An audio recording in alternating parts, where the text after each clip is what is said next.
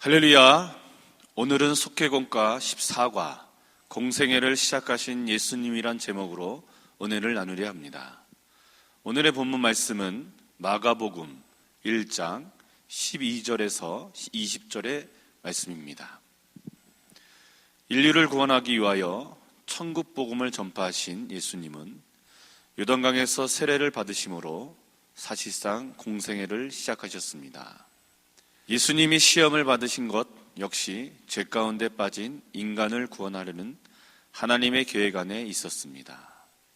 하나님은 먼저 세례 요한을 통하여 하나님 나라의 길을 예비하게 하셨는데, 세례 요한이 옥에 갇히자 예수님이 갈릴리로 오셔서 복음을 선포하셨습니다.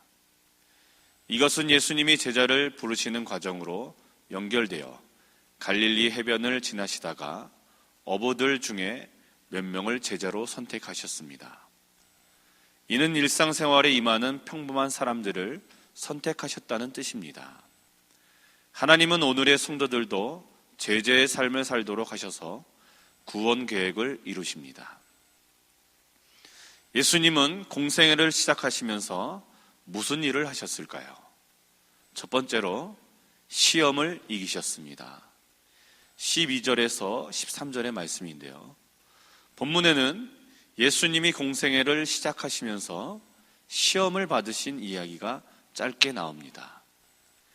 예수님께서 세례를 받으실 때 성령이 임하셨고, 시험 장소인 광야로 예수님을 몰아가신 분도 성령이셨습니다.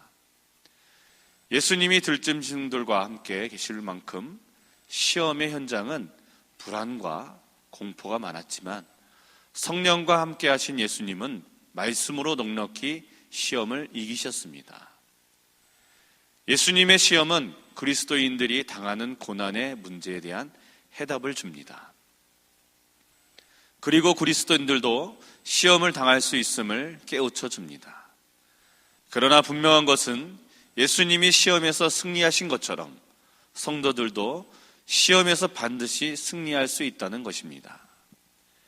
예수님이 시험을 받으실 때 말씀으로 승리하신 것처럼 성도들도 말씀으로 온갖 시험을 이기고 승리해야 합니다.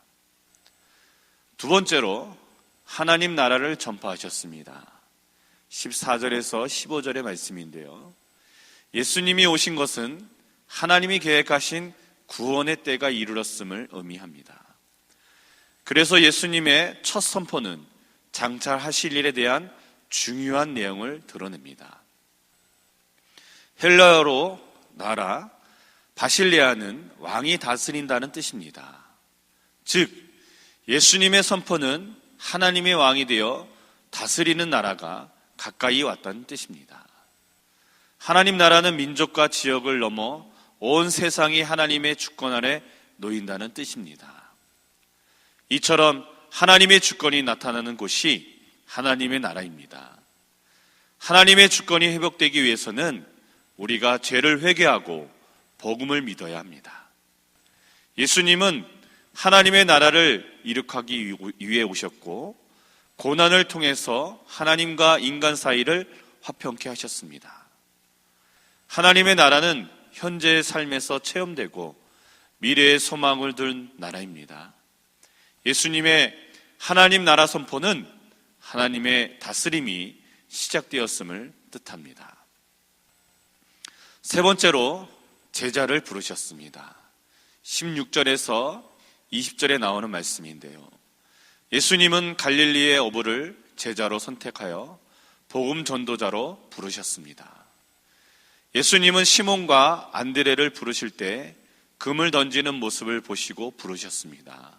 시몬은 선생님, 우리들이 밤이 새도록 수고하였지만 잡은 것이 없습니다. 인간의 한계를 호소했습니다. 그러나 주님은 그들이 고기잡이를 포기하지 않고 열정을 다하는 자세를 귀하게 보셨습니다. 주님은 야고보와 요한이 배에서 그물을 깁는 모습을 보시고 제자로 부르셨습니다. 고기잡이를 위해 그물을 손질하는 어부의 정성과 준비하는 모습을 귀하게 보셨다는 뜻입니다. 그리스도인은 어디서 무엇을 하든지 자신에게 맡겨진 일을 열정과 정성을 다해 감당하는 성실함이 있어야 합니다. 예수님은 고기 잡는 어부를 불러 사람을 낚는 어부의 사명을 맡기셨습니다. 복음을 통한 구원의 역사는 위대한 하나님의 섭리가 있습니다. 복음을 듣는 사람마다 인간에 대한 하나님의 깊은 사랑을 깨닫습니다.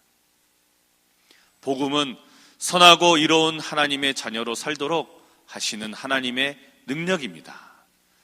그래서 복음 전파는 1세기에 끝난 사건이 아니라 이 시대에도 당연히 감당해야 하는 사명인 줄 믿습니다. 끝까지 순종하시고 맡은 사명 감당하시는 모든 성도님들 되시길 부탁을 드립니다. 할렐루야.